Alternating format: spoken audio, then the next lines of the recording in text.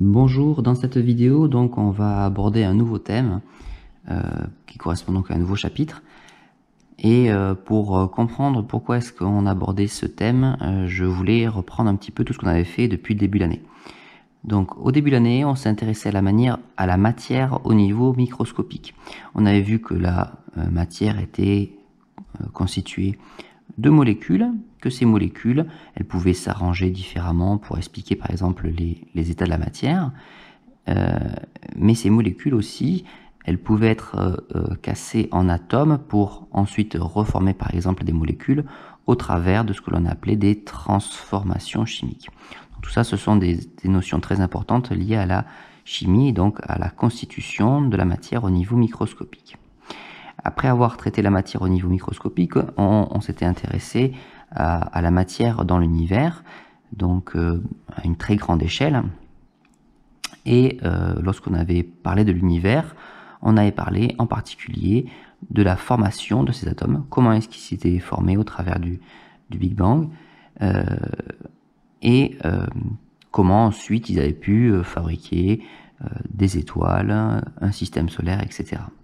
On a vu que toutes ces informations que l'on avait sur l'univers, sur les étoiles, etc., en fait, provenaient de la lumière que nous ont envoyé ces différents astres. La lumière, on avait en particulier insisté sur sa vitesse, que l'on note donc c pour célérité, et qui valait donc une valeur très importante d'environ 300 000 km par seconde. Et on avait revu au travers ça la formule V égale à D sur T, qu'on peut ici réécrire C est égal à D sur T pour la célérité. Donc cette formule-là était utile lorsqu'on avait par exemple une étoile qui envoyait de la lumière jusqu'à un récepteur, par exemple la Terre. Et donc on pouvait en déduire la distance qui nous séparait de l'étoile ou par exemple parler du temps que la lumière a mis pour aller de l'étoile jusqu'à nous. Ici, dans le nouveau chapitre, donc on va toujours parler de propagation, mais ça va pas être le même phénomène. Ça va pas être la lumière qui va se déplacer, mais ça va être un son. Donc le thème du chapitre, c'est le son et sa propagation. Et dans la première activité, donc, vous allez essayer de comprendre ce que c'est qu'un son. Elle commence donc par une première expérience qui consiste à prendre un verre, tendre un élastique dessus et à écouter le son produit par l'élastique lorsqu'on pince l'élastique. Et ça, il faut le faire avec différentes tensions au niveau de l'élastique, c'est-à-dire tendre plus ou moins l'élastique. Voilà le petit montage avec les moyens du bord, comme vous peut-être. Et donc ce que je vais faire, c'est faire vibrer l'élastique. L'expérience n'est pas très impressionnante. Ce que vous pouvez faire pour la rendre plus intéressante, c'est essayer de tendre plus ou moins l'élastique.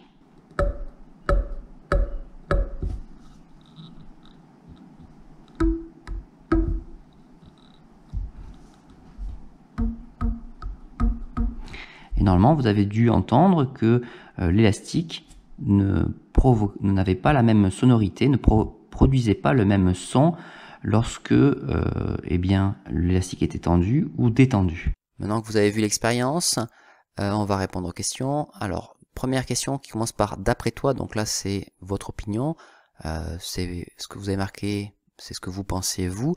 Moi je vais marquer la bonne réponse. D'après toi, comment l'élastique produit-il un son? Alors, vous l'avez peut-être vu, peut-être que vous le savez, ou peut-être que vous ne le savez pas. L'élastique va être capable de produire un son parce qu'en fait, il vibre lorsque vous le pincez. Vous verrez donc cette vibration au cours de la vidéo. Question numéro 2, comment évolue le son lorsque l'élastique est plus tendu? Donc vous avez dû normalement voir lorsqu'il est plus tendu, le son est plus aigu, et au contraire, donc lorsqu'il est moins tendu, il est plus grave. Saurais-tu dire à quoi est due cette modification du son? Donc là, la réponse est déjà marquée.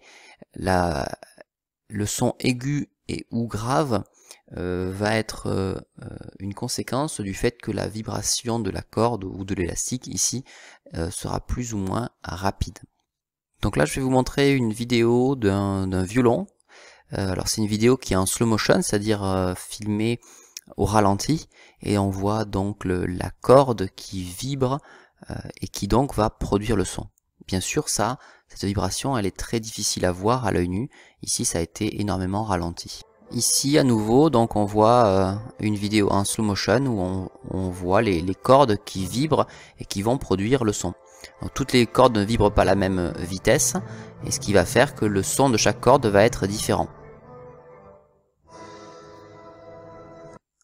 Ici à nouveau donc un réglage spécial sur la caméra qui permet de voir les ondulations des différentes cordes, et on voit que les vibrations ne sont pas tout à fait les mêmes suivant la corde, ce qui explique donc la différence de sonorité. On peut voir ici en particulier cette vidéo que la corde de droite, ou ici même, a des vibrations qui sont toutes petites, donc qui sont très rapides, et celle de gauche au contraire a une vibration qui est plutôt lente avec des longues vagues par rapport aux autres. On continue l'activité avec une expérience qui utilise un diapason. Alors le diapason c'est cet objet là qui est en métal que vous allez voir sur la vidéo tout de suite et qui sert normalement à accorder des instruments de musique. J'imagine que vous n'avez pas de diapason chez vous, moi non plus en fait, et donc cette vidéo va être bien pratique pour que l'on puisse voir à quoi ça sert et comment ça fonctionne. Donc le principe est assez simple, on a un percuteur, donc une sorte de marteau quoi, qui va taper sur ce diapason, donc qui est constitué de métal, et qui va produire un son qui sera toujours le même.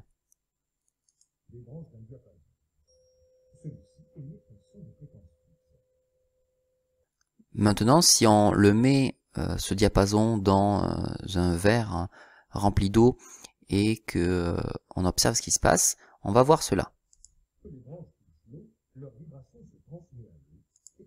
Alors on voit donc des éclaboussures de part et d'autre, et pour expliquer ces éclaboussures là, eh bien il faut s'imaginer le diapason qui est en train de bouger, mais en fait il bouge tellement vite qu'on ne le voit pas. On ne le voit qu'au travers des éclaboussures qu'il produit.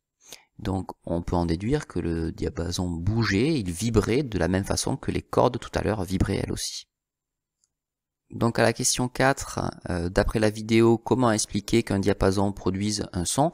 Eh bien ça va être grâce à ses vibrations. Question numéro 5, comment visualiser cela en utilisant un verre d'eau? Eh bien c'est l'expérience qu'on a vue, il faut tremper le diapason et on va observer des éclaboussures. On continue l'activité donc avec ce qu'il faut retenir. Donc ce qu'il faut retenir essentiellement ici c'est la notion de vibration, c'est que le son il est produit par des objets qui sont en mouvement, qui ont des mouvements de vibration. Et on peut aussi retenir le fait que plus la vibration est rapide, plus ça va produire un son qui est aigu. Au contraire bien sûr, plus la vibration est lente, plus le son va être grave. On y reviendra au travers d'autres activités où on va produire un son. On passe maintenant donc à l'expérience numéro 2, que vous pouvez éventuellement réaliser chez vous si vous avez le matériel. Donc il vous faut essentiellement une enceinte, du papier, des grains, alors par exemple des grains de sucre, mais des grains de riz ou des grains assez légers peuvent faire l'affaire, et donc une bougie. Dans la première expérience, donc on met l'enceinte allongée et on va mettre une feuille de papier qui pourrait être d'abord posée sur l'enceinte puis ensuite surélevée par rapport à l'enceinte, et sur cette feuille de papier on a mis donc des grains de sucre. La deuxième expérience, l'enceinte est redressée et vous pouvez passer donc une bougie allumée soit devant l'enceinte soit derrière et observer ce qui se passe au niveau de la bougie. Ici donc j'ai couché l'enceinte. À côté, donc là j'ai mis du sucre en poudre. Je vais l'étaler un petit peu pour qu'on voit mieux ce qui se passe. Alors je vais d'abord mettre le papier contre l'enceinte, puis après je vais surélever le papier.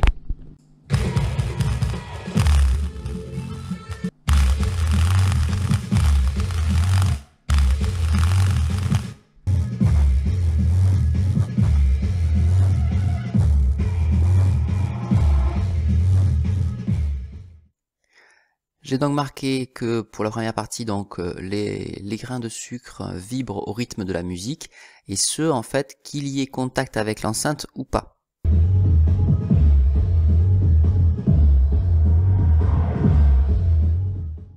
Et de la même manière, bien sûr, là il n'y a pas contact avec entre la bougie et l'enceinte, et malgré cela, hein, même si la bougie est éloignée de l'enceinte, la flamme va tout de même bouger, vous avez dû le voir dans la vidéo je pense, en fonction de la musique. Donc vous avez, ce qu'il faut comprendre ici, c'est l'importance du fait qu'on ait éloigné l'objet de la source. Ce qui émet le son, c'est l'enceinte, mais la bougie a beau être éloignée de l'enceinte, elle va tout de même ressentir les vibrations. Donc ce sont des vibrations qui vont se propager, qui vont se déplacer de la source du haut-parleur vers un récepteur qui peut être soit un micro, soit notre oreille, soit par exemple une bougie ou des grains de sucre. Alors vous avez une vidéo ici très impressionnante qui montre un concert où justement il s'amuse à faire vibrer des choses grâce au son. Maintenant on va passer aux questions. Question 6. Comment expliquer la mise en mouvement des grains de sucre ou de la flamme? Il faut l'expliquer en prenant en compte en fait le fait que c'est éloigné de la source. Donc ça veut dire que le son, il s'est propagé, il s'est déplacé dans l'air pour atteindre la flamme ou les grains de sucre.